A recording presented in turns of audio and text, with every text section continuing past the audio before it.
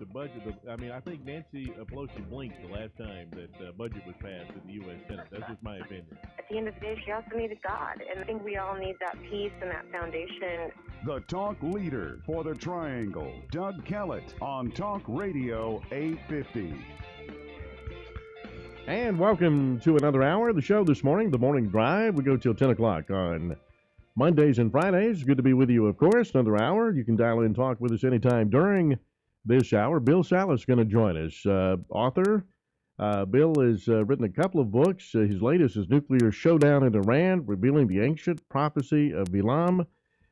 He's got an interesting look at some of the ancient Hebrew writings and such, and we want to get his input. Were some of the current events that we're looking at in the Middle East, were they actually predicted, perhaps? Bill will also appear with Mark Biltz, who's been on with us before. Jonathan Kahn, he's been on with us. Perry Stone on the TBN channel in a TV special Monday night, March 9th, about some of these issues we'll be talking about. So anyway, if you'd like to join in and talk with us, you're welcome to do so. Bill, good to have you back on the program this morning, sir. Thanks for coming on. Good morning, Doug. It's great to be back with you. Let's talk about, first of all, some of these people keep asking. I see it in social media. I get emails, such about ISIS. Is there anywhere in any of your reading of these ancient texts or anything that you could see anything where ISIS is in there, the black flag of ISIS, anything like that?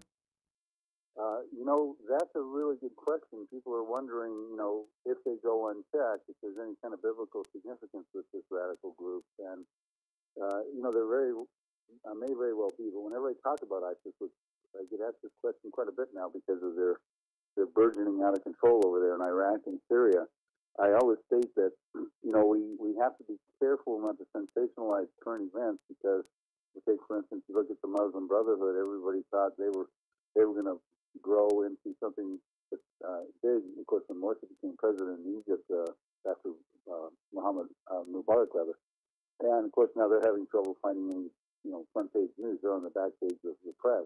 Hamas, same thing. When they're lobbing missiles into Israel, it's a big deal. Well, at some point ISIS may just sort of go into the back pages of the news. However, there's a pretty good chance that they're not going to do that.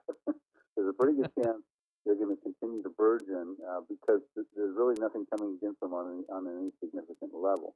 Now, are they in Bible prophecy? Well, it's interesting because the territories that they presently control, the swaths of territory, would be northern Syria and northern Iraq. And at the time, about 3,000 years ago, there was an ancient prophecy written in the book of Psalms by Asaph. He was King David's worship leader, but we're told he was also a prophet. And he actually talked about Assyria, ancient Assyria, which is when he wrote, that's exactly the land right now that ISIS controls. And Assyria, in his prophecy, the Psalm 83 war, the concluding Arab-Israeli war, it turns out that they are instrumental. They are involved in helping Jordan. It says they joined with the children of Lot. That would be Jordan today. It's also a member in this war. And so, it's very possible, Doug, that we need to watch them, not just geopolitically, but from a biblical perspective.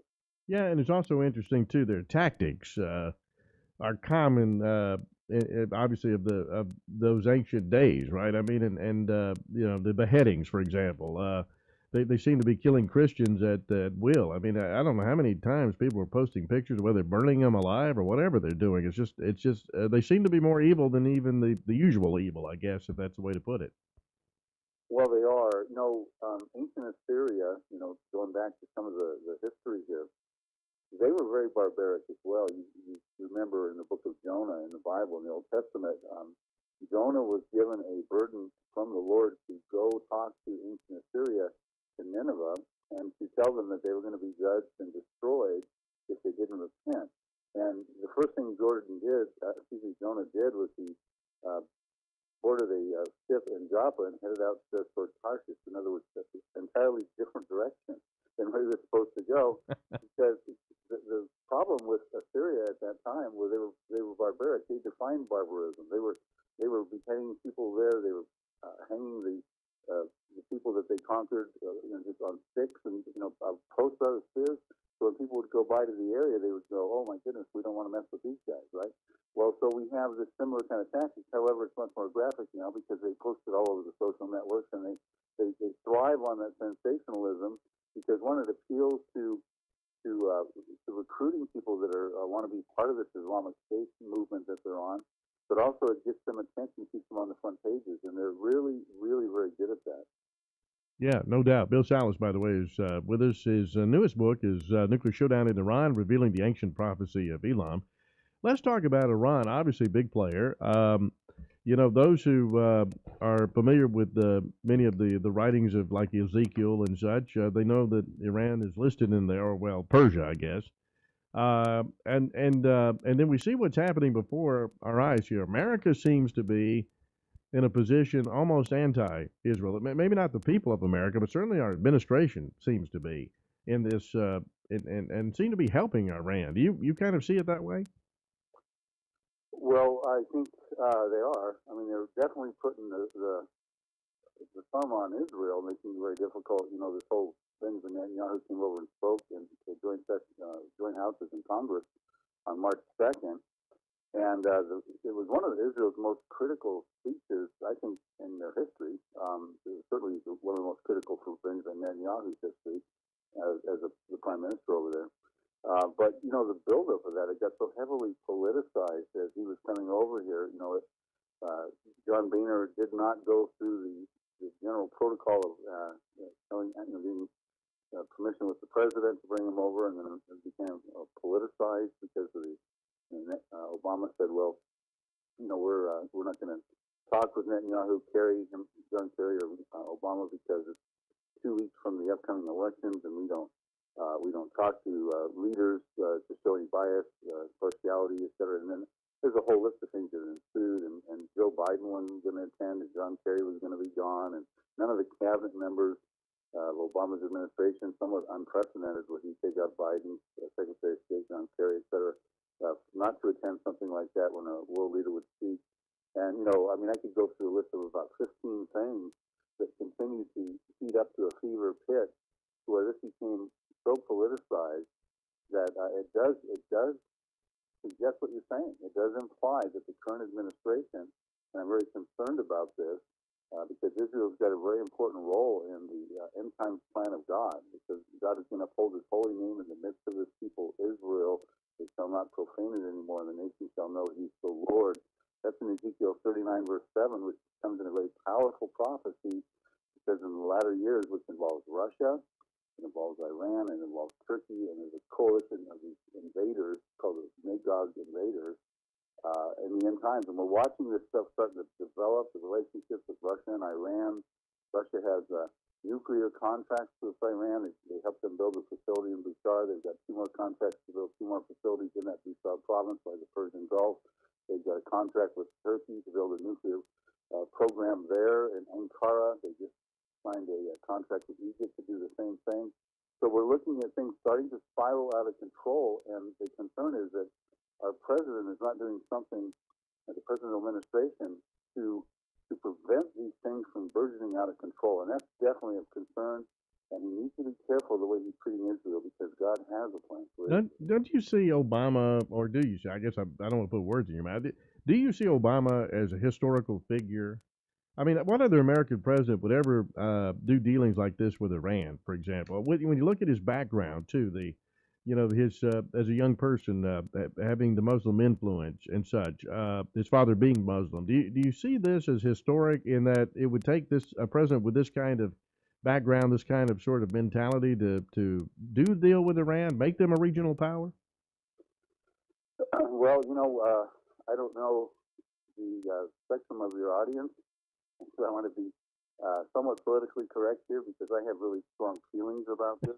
And so I want to be careful. I just spoke at a prophecy conference here in Orlando. It's going on right now. Jonathan Collins over here with me and things like that. It's a prophecy conference through the weekend here. And I just spoke at the banquet, and there was no live streaming, and it's not going to be on their DVD. So I just laid it all out and threw all my feelings out there. And I told people if they quote me out there, I'll just deny it. But you know, because there's no DVDs or things like that going forward, but you know, jokingly. But the point is, you know, you hit the nail on the hammer on the head on this thing. He has a different worldview than a Ronald Reagan, of course, or something like that. He's much resembling Jimmy Carter, but we're concerned that his leading from behind policy, foreign policy, is even getting, even worse than it was back then. And, he's trying to achieve some crowning achievement in foreign policy because really his foreign policy has been a disaster since he became president. Let's go back to June 2009 when he spoke to Cairo, to 1.3 billion Muslims. He was talking about change for the Muslim world, for the Arabs, especially in the Middle East. And what do we have happen? We have an Arab Spring come out this January of 2011. And that thing, initially, the thought was, well, gee, this is going to be wonderful. It's useful. It's driven by social networks like Twitter and YouTube. And now they're just stepping outside of the confines of 7th century Islam and state-censored media. And all they want is life, liberty, and pursuit of happiness. But we know what happened. We've got 12 million people displaced in Syria, a couple 100,000 dead, about 3 million refugees in different places. We've had different changes of the leadership in Egypt. ISIS has come on the scene.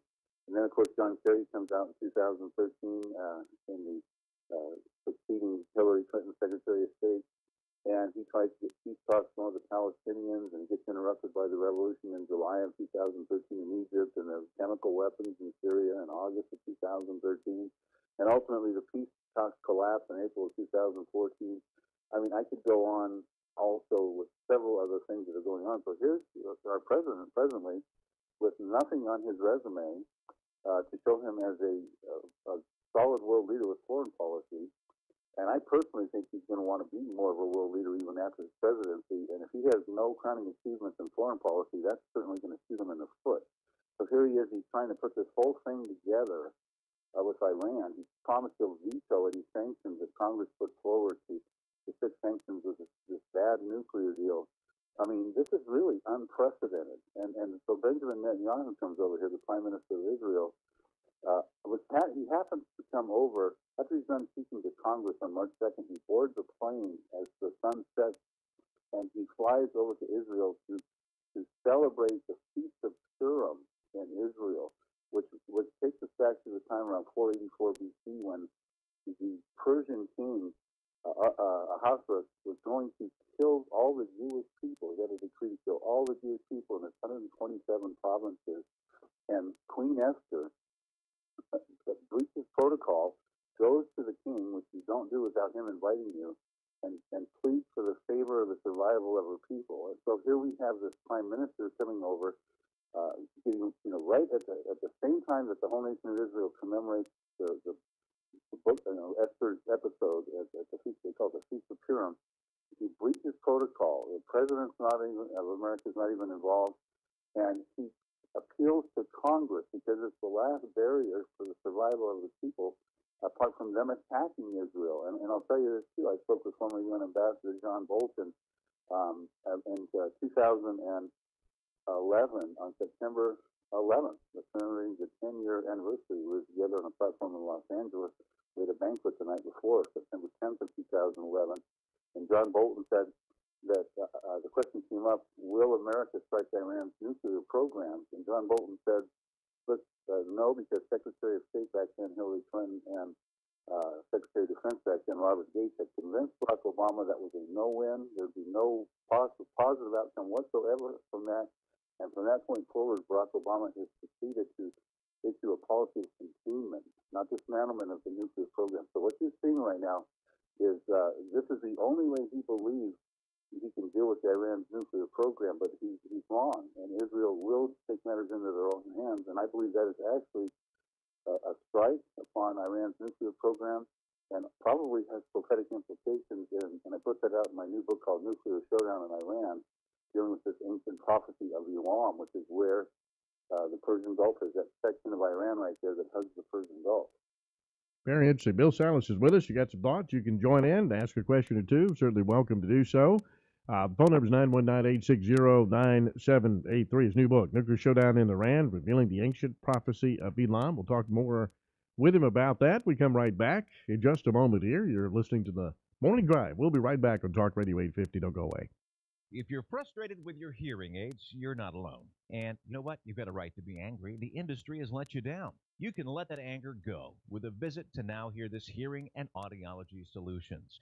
Over 130 physicians refer patients to us because we guarantee you'll be happy with our service.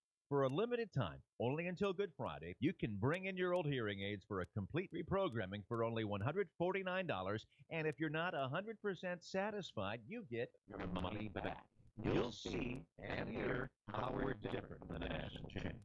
Our doctors of audiology use the AccuFit system, which is one we can fit, adjust, and program hearing aids to make you 100% happy or your money back. Call Dr. Griffin for an appointment today. 256-2898. That's 256-2898. You can find us online at NowHearThisClinic.com. Now Hear This Audiology and Hearing. We don't make the hearing aids. We just make them work better. Don't miss Original Stars from American Bandstand, starring Fabian, Shirley Alston Reeves, original lead singer of the Shirelles, Mama said there'll be days like this. David Somerville, the Chiffons, Johnny Tillotson, and Brian Hyland. These are the voices, and this is the music that defined a generation. 62 top 40 records, 22 top 10 hits. One night only, March 20th at the Duke Energy Center in downtown Raleigh. Get your tickets at DukeEnergyCenterRaleigh.com or at the box office. Quality, caring, convenience. Three pretty important words, right? When you hear them, we hope you also think of these three words: WakeMed Physician Practices. Our primary care and specialty care offices are conveniently located throughout Wake County and beyond, so you and your family always have access to the highest level of care and caring. Primary care, urgent care, cardiology and cardiac surgery, ENT, general, pediatric, and weight loss surgery, urology, orthopedics, OBGYN, urogynecology. Whatever you need, we have you covered. And each office is backed by the outstanding care, quality, and technology of WakeMed. So, when you think of us, you can also think of these three words: peace of mind. To find primary or specialty care locations near you, visit WakeMedPhysicians.com. If you're talking about it, we're talking about it. Talk Radio 850. He's putting on a show for you. Doug Kellett on Talk Radio 850. And welcome back. Bill Salus is on with us here. Author. He also studied the ancient Hebrew prophets and giving us his thoughts on what we're seeing in the Middle East here. His latest book is Nuclear Showdown in Iran, Revealing the Ancient Prophecy of Elam. He also wrote a book about in Psalm 83, what is referred to as the Psalm 83 War, and that in itself a very interesting read. And we appreciate Bill coming on with us. He's also going to be with Mark Biltz, Jonathan Kahn, Perry Stone on the TBN network for a TV special Monday night, full hour. So anyway, check that out, March 9th, Monday night. Bill, I want to talk to you because your book, you focus a lot on Jeremiah, the ancient prophet Jeremiah, for this about Iran, Persia, right? In the Bible, it's Persia. And you focus a lot on Jeremiah. Give us a little bit of what Jeremiah really said about things. Yes, absolutely. You know, what I like to do when I teach, everybody's getting all the geopolitical news, especially a lot when it comes to Iran. They're getting the military analysts on there, and they're getting a pretty good understanding if they're paying attention to the news of really what is the elephant in the room in the Middle East. It's that Iran's nuclear program. As bad as ISIS is, and we need to be very concerned about it, Benjamin Netanyahu has been warning about Iran's nuclear program as an existential threat to the Jewish state of Israel for well over a decade now. And it's gotten to a climax here where you are probably looking at a nuclear showdown in Iran. And of course, that's why he came over and spoke. Now, what I like to do is give the biblical perspective, and this is what we'll be doing on that TBN special you talked about on Monday, March 9th. And so people can understand, you know, the whole spectrum of what's going on here. And when we talk about the future of Iran, we don't have to go outside of the text, the scriptures of the Bible, because you've got a lot said about Iran in the latter days. There's actually two prophecies specifically that say the latter days concerning to ancient geographies which comprise modern-day Iran. Iran has a double jeopardy in the end times. They've got dual prophecies. Now, most of the biblical teachers have been focused so much on Persia, but Iran today, when you look at a map, is comprised of Persia, but also ancient Elam, E-L-A-M. And Elam is what hugs the Persian Gulf, and that is about 1/5 of modern-day Iran, and Persia was the other 4/5.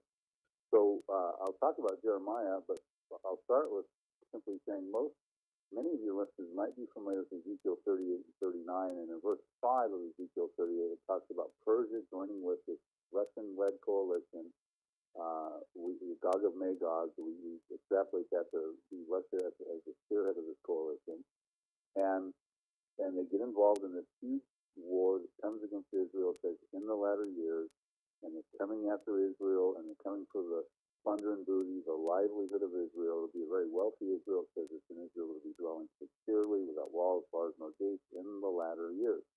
So, very important prophecy, and I quoted earlier in the first segment, that is the marquee event, which God says he will uphold his holy name before the nations of the world through the midst of his people, Israel.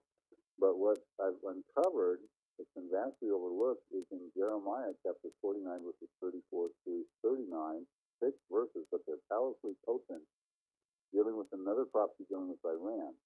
And it was written in 586 BC, 596 BC, which is even before Ezekiel wrote his prophecy in Ezekiel 38. And it's dealing with, I believe, Iran's nuclear program, Doug. So I'm really trying to get this message out to people. It'll certainly be on the TVN special, and hopefully a little bit more we can talk about it on your show. Yeah, I'm thinking too that Iran is mentioned just about as much as Israel, almost in some of these prophecies, right? I mean that they play a prominent role. What about the United States? This is a question I know that people put to you all the time. I'm sure. Where's America in all this? Is the United States even around? Are we really looking at this point of a permanent decline of our country? A lot of people are concerned about it, Bill. Well, that is a very common question that we get at these Q&A sessions when we speak to these prophecy conferences. People are concerned for a couple reasons. One is they're seeing the downward slide of the country into immorality. It seems to be irreversible trends, abortions and homosexuality, things that are not acceptable biblically speaking in the Old or New Testament. They're concerned that we're living in the end times. The signs are pretty evident of that. There's a central theme in the Bible about the end times, the time of the end, the latter days, the latter years. There's an end time, Doug, we're in them and we're well with them in them. And the reason we know we're well within them, the number one sign that we're living deep into the end times is because all the end time signs are converging, not one, but all of them. There's no weapon that hasn't been fashioned, no national relationship that hasn't been formed, or no technology that hasn't been developed that couldn't spiral everything at an accelerated pace into these cataclysmic, apocalyptic end times that the Bible speaks about. So Americans are concerned about that, and then they just don't stand out. America, it's just hard to find it in the Bible. There's certain theories as to where it could be. Most of your scholars will tell you that's been writing books about this. There's been Joel Rosenberg wrote a book. He's a well-known Christian author called Implosion. Dr. Mark Hitchcock wrote a book called The Late Great America. Late Great United States, rather.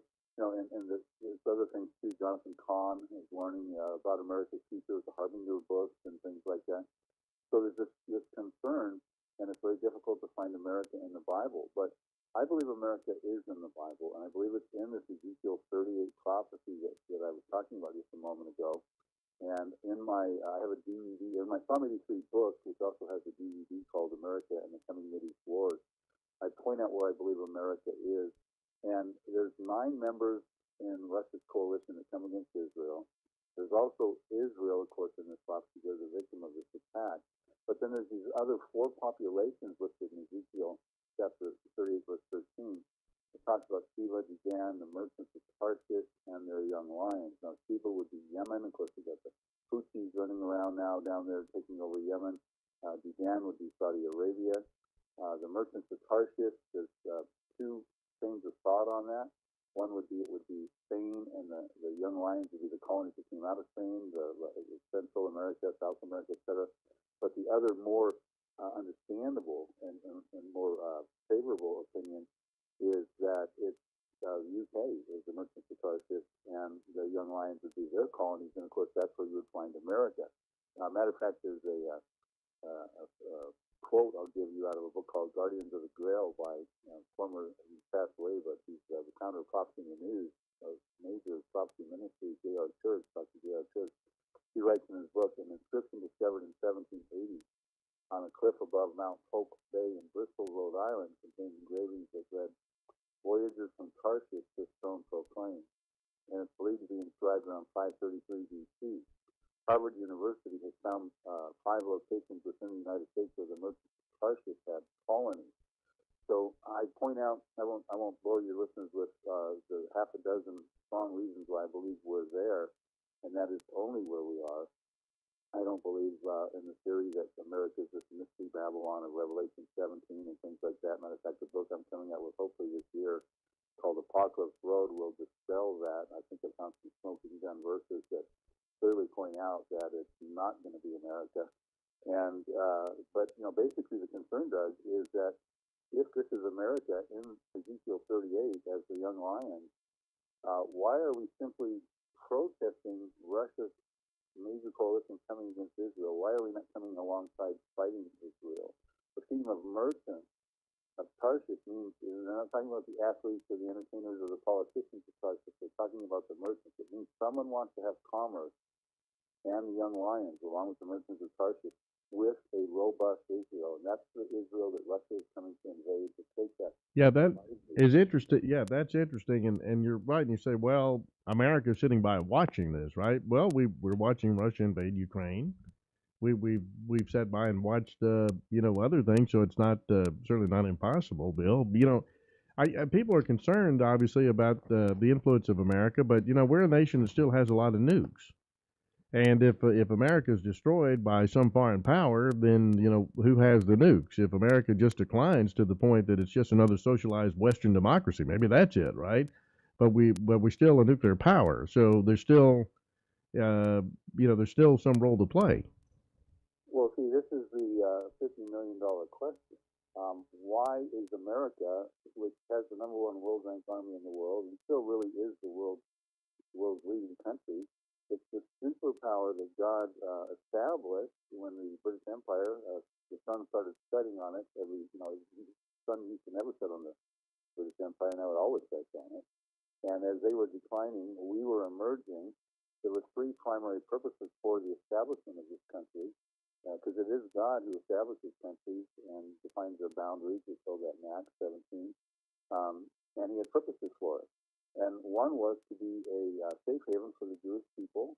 It was no mistake that Christopher Columbus got lost, and since then we've had a lot of Jews coming over here for safe haven. We've got 5 million roughly in this country. We think a couple million in New York. Is recently surpassed by Israel with about 6 million over there. The nearest other country would be France, with about 483,500. And many of those Jews are fleeing out of there because of what's been happening over in Paris and things like that. But the other thing, we would be a beacon of Christianity to the nations of the world. America would be a beacon of Christianity. And if you look throughout the church age, the #1 nation that I think by far that has gotten the gospel out through missionary movements and things like that in the church age is America. And then lastly, we were established to be instrumental in the reestablishment of the nation of Israel. And we've had that happened, of course, in 1948. And in 1947, President Truman, he was one of the world leaders that was instrumental in getting passed UN Resolution 181, the partition plan, which established the nation of Israel. So we've done all those things, and our superpower status is not because of our granddaddy's good looks, but here's the problem now. We have kicked God out of our country. We are now turning our back on Israel. And whenever you do those types of things, biblical precedent would be that there's a judgment that's going to come upon that country. And that's the concern. Why are we simply protesting, and what might that judgment be, and how close are we to it, and that sort of thing. So it's really, really troubling time. Yeah, because 2 of the other guys you're going to have your special on Monday night, we've had on the show, Mark Biltz with his book about the blood moons, and Jonathan Kahn about the Harbinger, and both are really interesting. It seems like there are people out there, whether they believe in any ancient writings or not, seem to think that there's a bit of apocalyptic sort of feeling, right, that's out there, whether it should be that way or not. With ISIS doing what they're doing, with Iran trying to get a nuclear weapon, with the economy seem to be stagnant, around the world, this increasing amount of debt. and on it goes. There does seem to be the people who seem to be thinking something is out there. Well, you're absolutely right. They're watching the same news we are, Doug, and it's very troubling. It's very concerning. To think that ISIS won't be showing up in a town nearby you is a thought that the Americans need to get out of their heads. These guys sit around and plot all day how they can come get us, and it's a matter of time if they go unchecked until their terrorism is going to make its way deeper into the international community. They're already threatening to go from Libya, where they beheaded those 21 Christians recently, the Egyptians, who had fled, no doubt, most of them probably from the revolt going on in Egypt, into Libya. Found no safety there, of course, because ISIS got them. When's the last, we hadn't heard about them being in Libya, and now they're in Libya, they're threatening to go into Italy.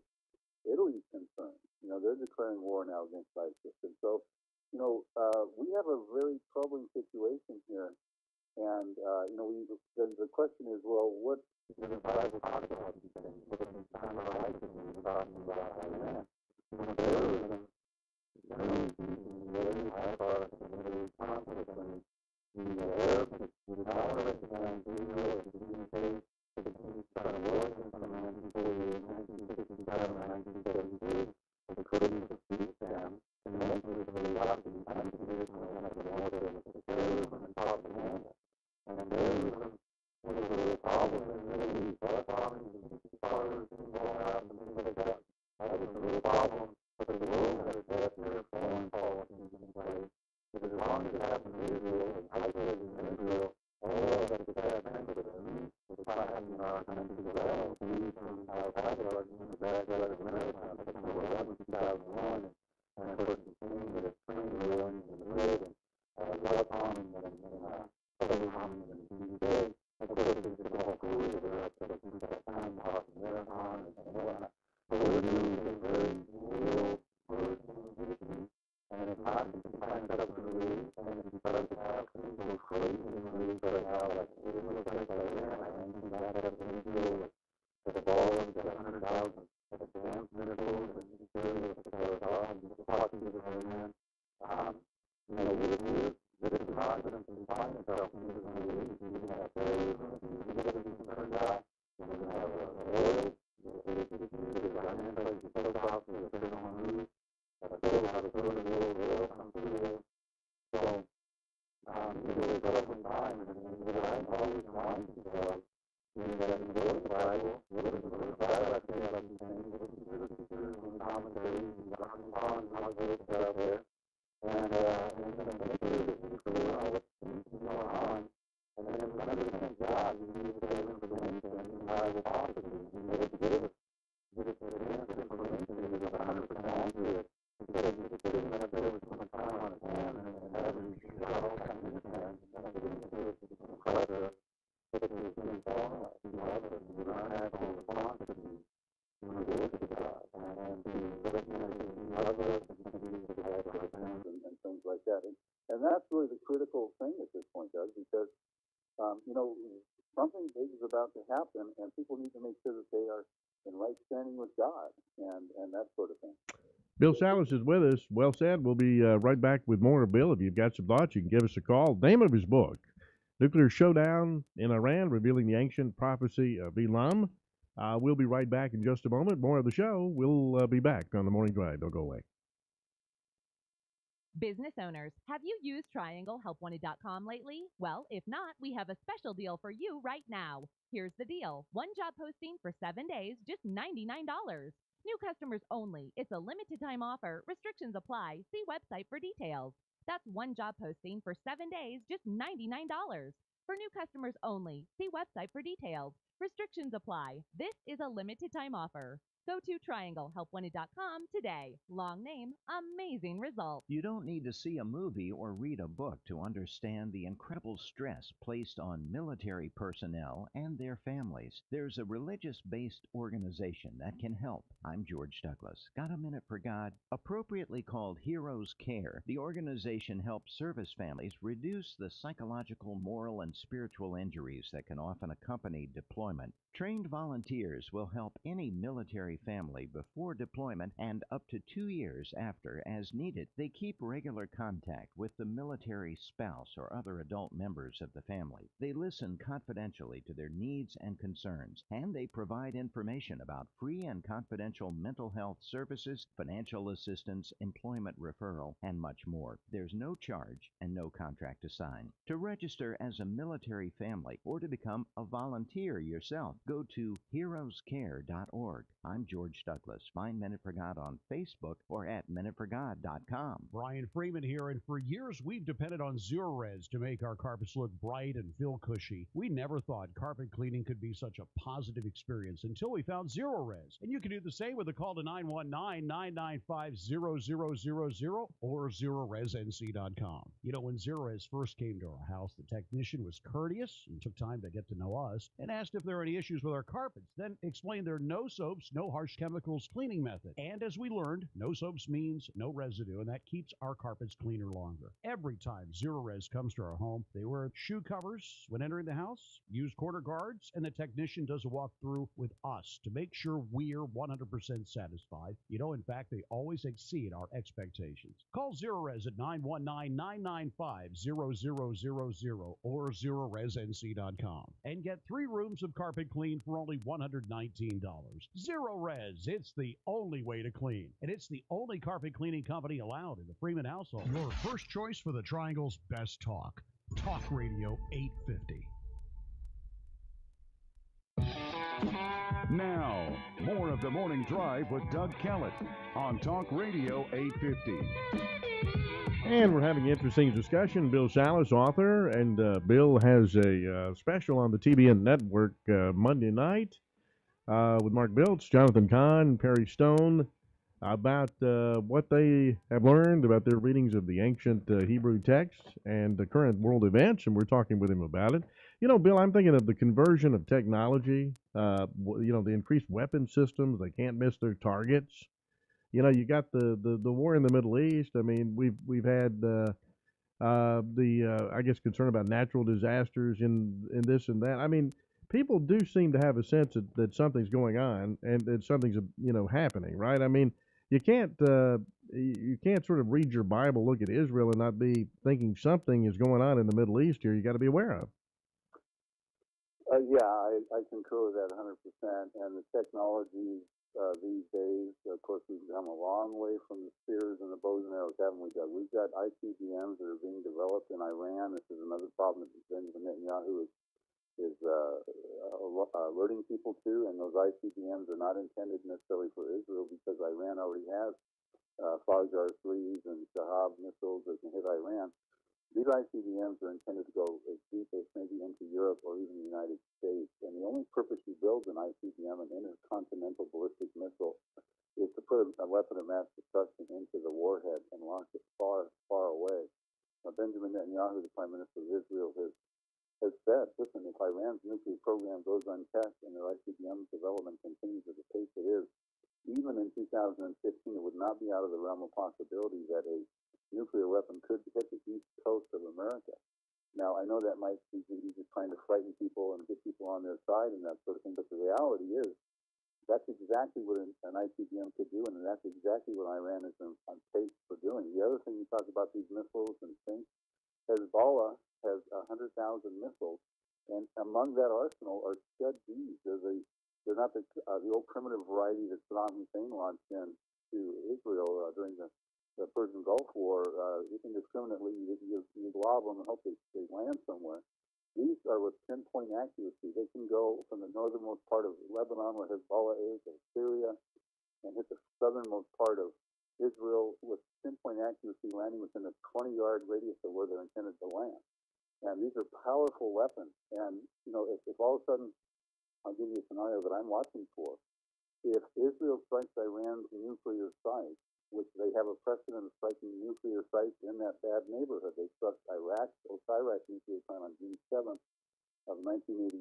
They struck Syria's Al-Tabar plant in September 2007, and they have said that, you know, they might take matters into their own hands if they have to because they're prepared to do that. If they strike Iran's nuclear program, you are likely to see Iran call upon its proxies of Hezbollah, Syria, and Hamas to start coming after Israel. And if you have a barrage of missiles, I'm not talking about these little primitive Katyusas that Hamas lost 3,000 over into in the 50-day conflict in 2000, the summer of this last year, 2014. I'm talking about advanced missiles. Israel will not be able to stop that with their Iron Dome defense system, and they will have to go into a prison rules fight, no holds barred. And you might see them pull out their best weapons, and they've got nuclear weapons. It's the worst kept secret. They did not sign, along with India and Pakistan, the NPT treaty, the Nuclear Non-Proliferation Treaty. So they did acquire nuclear weapons, although they don't want to admit it. But one nuclear weapon can take out a city. Now, when you look at biblical prophecy, this is where it gets very real, Doug. The city that's one of the most strategic targets that has been threatened by Israel before in retaliation is the city of Damascus in Syria. It's the capital of Syria. It's the oldest continuously inhabited city in recorded history. It dates back 4,000 plus years to the time of Abraham. Of course, it's in shambles right now with the Syrian revolution. But it says in Isaiah 17, verse 1, that the city of Damascus will cease from being a city. It will be a ruinous heap. It will be reduced to rubble. This has never happened before. And it says in verse 9 of Isaiah 17, there shall be desolation because of the children of Israel, which means there has to be an Israel at the time of this desolation, which means it never would have happened between 70 AD and 1948 AD because there was no Israel. That's what was called the diaspora. And it says in verse 14, the final verse of Isaiah 17, in the evening you see Damascus, and in the morning it is no more. So that requires a technology that can take out a city overnight. And it appears to be the children of Israel that causes the desolation. As you read the whole prophecy, you recognize it's not an aggressor nation, it's a self-defense act. And yeah, actually, it's interesting you bring that up because that was going to be my next question about Damascus because Israel will not launch something of the magnitude that could wipe out Damascus in overnight without being threatened severely, right? I mean, whether it's chemical weapons or nuclear weapons, whatever it might be, they would only do that if they felt they had no other choice. They would, right. If they felt that their existence was threatened, they will do whatever they have to do. You know, Yad Vashem, the Holocaust Museum, never again is what that stands for in the Hebrew. Remember, it was only less than a century ago that Hitler tried to commit the genocide of the Jewish people. And here they are, many of them now assembled inside of one small little tiny country the size of New Jersey, sitting ducks for an advanced coalition to come against them with hundreds of thousands of missiles.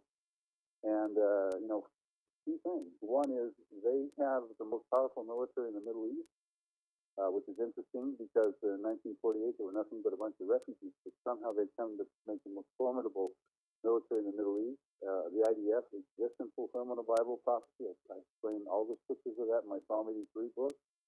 And two is that God is going to protect them, Doug.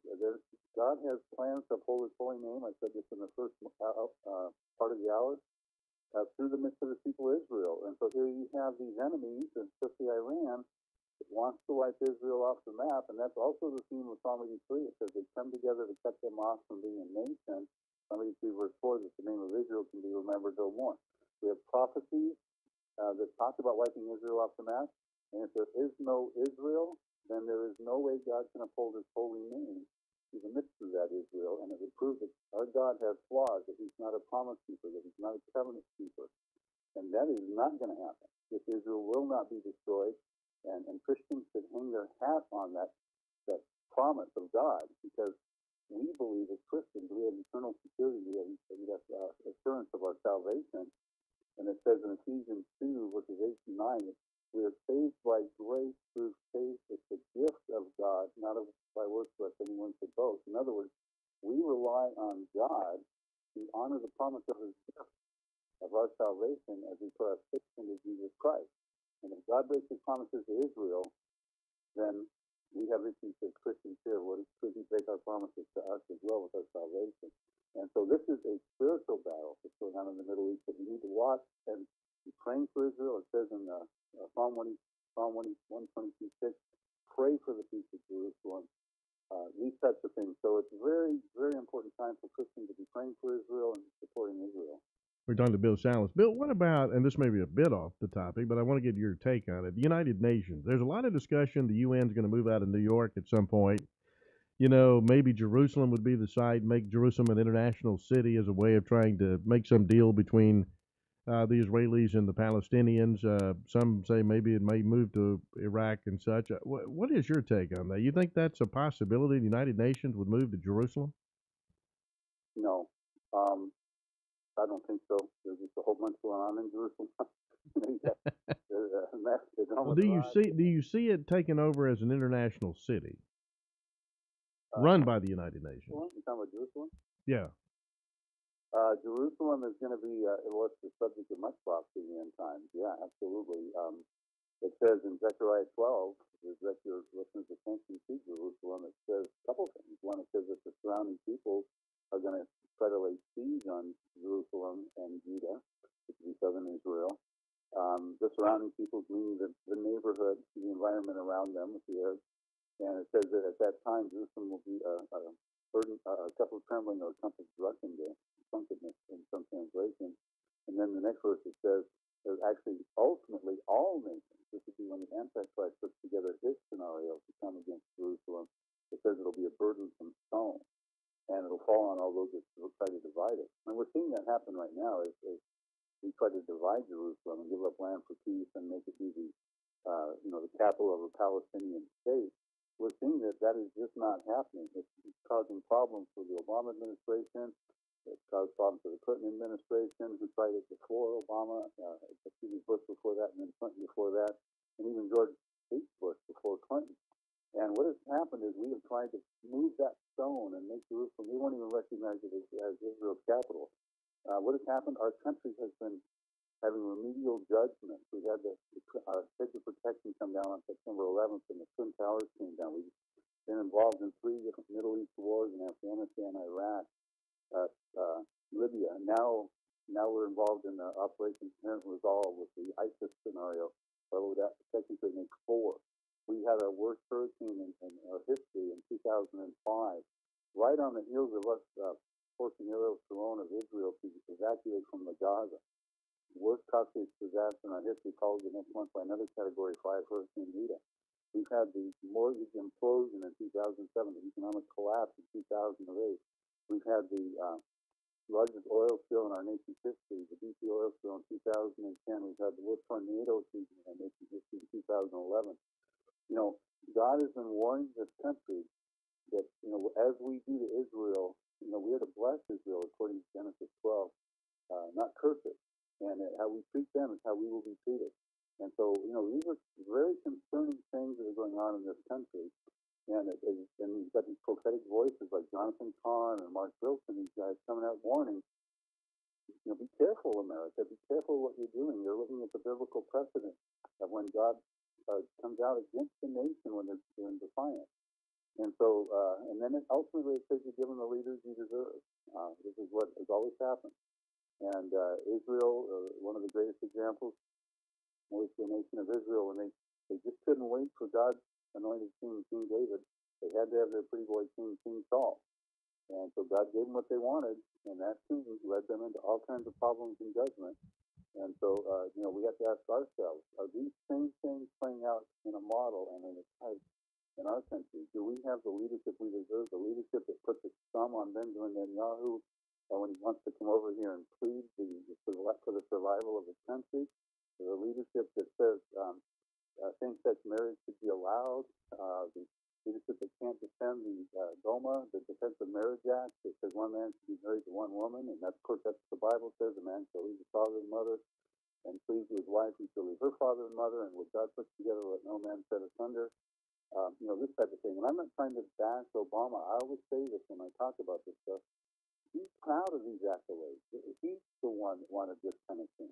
Yeah, Bill, I wish I had more time. I got to leave it there. You're so right about President Obama. Let me remind people, the name of your book, again, is The Nuclear Showdown with Iran, Revealing the Ancient Prophecy of Elam, and also Monday night, you got the TBN special with Mark Biltz, Jonathan Cahn, and Perry Stone. Listen, thank you so much. Keep up the good work, Bill, and we'll talk to you again real soon. Thanks, Doug. It's great having you on. Bill Salus. Also his website, by the way, prophecydepot.com. Prophecydepot.com. You can get a copy of the book. Also, it's available to Amazon and elsewhere. We'll be right back. Wrap up the show when we come back in just a moment, right here on Morning Drive. Don't go away. Make Living in the Light with Ann Graham Lotz your place to be each week. You know, we've got all the stuff, but could it be we're in danger of missing the message? Then what's the message?